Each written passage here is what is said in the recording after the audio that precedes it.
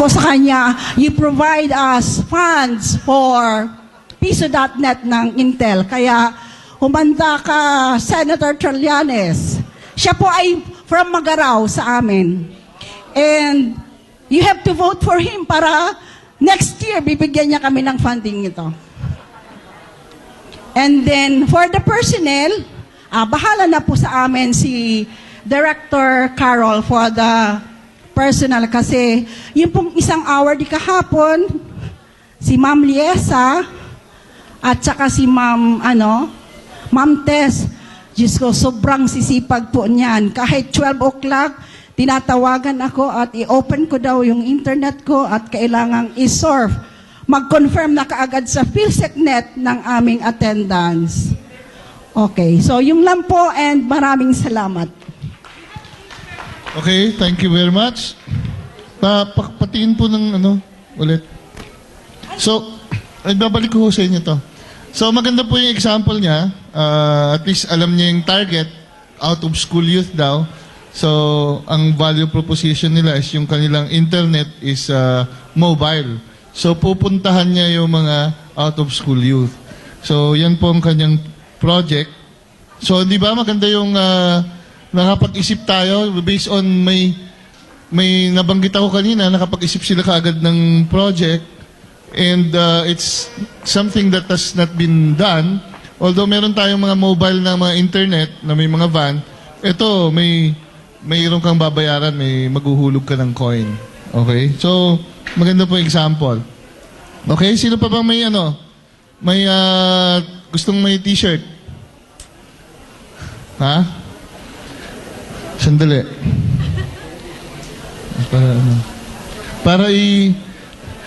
Para itulak niyo yung mga kasama niyo na mag-present.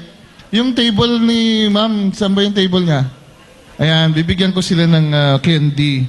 Ayan, kasi tinulak nila si ma'am mag-present eh. Oh, yan. Ayan, okay. Okay, balik natin yan. Okay. Oh, baka meron kayong gustong i-volunteer din sa grupo niyo. Ay, si ma'am. Oh, may t-shirt pa kayo. Dito po tayo sa harap. Oh. Ayan, susunod po. Naku, dami na. Abutin tayo maghapon. Dito na lang daw, dito. Okay. Oh, may 10 na.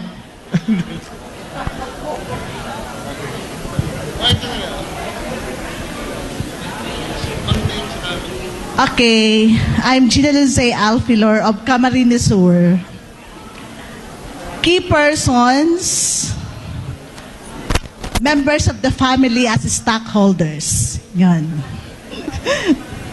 Yung key activities po namin, look for or survey for franchising business. Then survey location for the business. And of course, consider cost allocation. Ang key resources namin, of course, are the members of the family as for the human resources and financial resources. Value proposition, 1 million. Our customer relationship will be self-service and personal. Yung customer segments, students, bystanders, and of course, adults. Bakit sinasabi kong bystanders? Kasi it's somewhat like yung franchising of 7-Eleven business. Yun. Then, yung channeling, daily inventory, and we have also the weekly financial report of the business.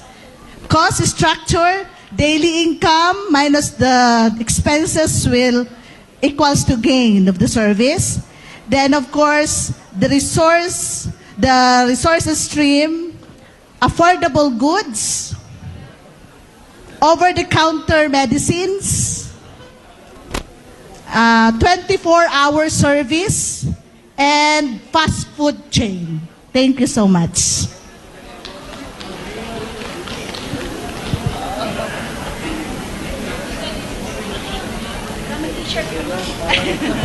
Question po. Ano yung product niyo ulit or service? Yung service namin, we would like to put up a business, franchising business. And we would like to have the 7-Eleven as our franchise business in our place, because in our place we don't have yet 7-Eleven. Iriga City, Kamsur po. Sige, mas matatapang mga galing Bicol sila nagvo-volunteer. Okay. Sige, para sa sa mga kasama mo sa mesa. Ayan. Okay, doon pa.